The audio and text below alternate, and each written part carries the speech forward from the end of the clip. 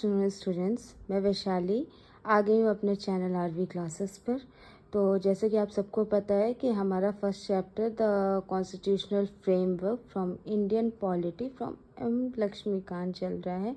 सो हम लोगों ने रेगुलेटिंग एक्ट, पिट एक्ट और charter act 1786, charter act 1793 complete कर लिया है और आज हम कवर करेंगे charter act of 1813, right.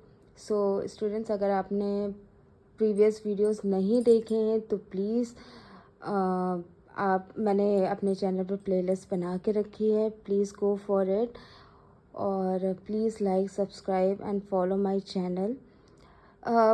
Important ये नहीं है कि हम कितनी क्वांटिटी में पढ़ रहे हैं, इम्पॉर्टेंट ये है कि हम कितनी क्वालिटी में पढ़ रहे हैं, राइट। सो जितने भी पॉइंट्स हैं मैंने इसमें नोट्स बना के रखे हैं, सारे एक से बढ़कर एक हैं और बहुत ही शॉर्ट रिवीजन है, राइट। सो अभी आपको फिर कोई दिक्कत नहीं होगी, बहुत सिंपल वर्ड्स में हम पूरे एक्ट्स को समझेंगे। तो अभी क्या है, चार्टर एक्ट ऑफ 1813, राइट। और हाँ स्टूडेंट्स, पिछले वीडियोस में क्या हुआ था कि मेरे कुछ वीडियोस इनकम्प्लीट रह गए थे शॉर्ट्स में, तो मैं लॉन्ग वीडियोस डाल रही हूँ, तो आप लॉन्ग वीडियोस में भी वो चीज़ देख सकते हैं। अब आते हैं हम लोग charter act of 17 list and merchant demanded free trade with India.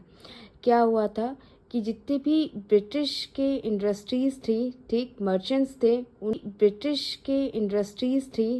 Merchants थे, उन्होंने फ्री ट्रेड इंडिया के साथ स्टार्ट किया था, ट्रेड, राइट। अब end of trade monopoly. Monopoly मतलब क्या होता है बेटा? मोनोपोली मतलब होता है एकाधिकार, मतलब किसी एक चीज़ पे अधिकार ना, तो वो ट्रेड मोनोपोली ख़त्म हो चुकी थी। East India companies monopoly of trade with India ended.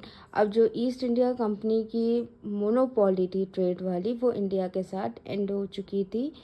और पर जो उनका चाइना के साथ चाय का और चाय का उनका जो बिजनेस था, वो वैसे ही उनका ट्रेड चल रहा था। Company political rule extended. तो इसमें एक्सटेंड क्या हुआ? Companies rule in India was extended for 20 years. Company rule जो है वो 20 सालों के लिए बढ़ गया।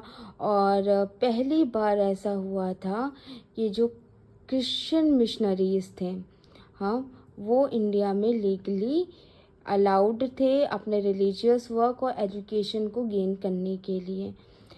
Company was required to spend 1 lakh every year on the promotion of education in India. First step towards education, right? क्या हुआ था कि कंपनी ने 1 लाख स्पेंड करने की घोषणा करी थी पर ईयर, किसके लिए? एजुकेशन के प्रमोशन के लिए, और ये फर्स्ट स्टेप लिया गया था towards the education. Indian revenue could only be used for the administration of India, not for Britain other expenses। मतलब जो इंडियन रेवेन्यू था वो सिर्फ और सिर्फ हम इंडिया में ही यूज़ कर सकते थे, इंडियन एडमिनिस्ट्रेशन ही यूज़ कर सकता था, ब्रिटिश नहीं यूज़ कर सकते थे। Governors of Bombay and Madras were given power to make ordinance for 1 year subjected to governor general approval. Governors जो थे कहाँ के? बॉम्बे और मद्रास के, ठीक है, उनको इतनी पावर दी गई कि वो to make ordinance for 1 year, कोई भी ऑर्डिनेंस 1 साल के लिए बना सकते थे, किसको बता के? गवर्नर जनरल के अप्रूवल के साथ। तो एक सिंपल शॉर्टकट इसको समझते हैं हम लोग, trade monopoly ended except tea and China, ठीक। और क्या हुआ था? Plus 1 lakh for the education, plus machineries allowed, plus revenues only for Indian use, plus company rule extended, right. So next video में हम कवर करेंगे charter act of 1833। So please तब तक के लिए आप रिवीजन करते रहिए, अपना ध्यान रखिए और खैर टाटा बाय बाय। ओम तत्सत।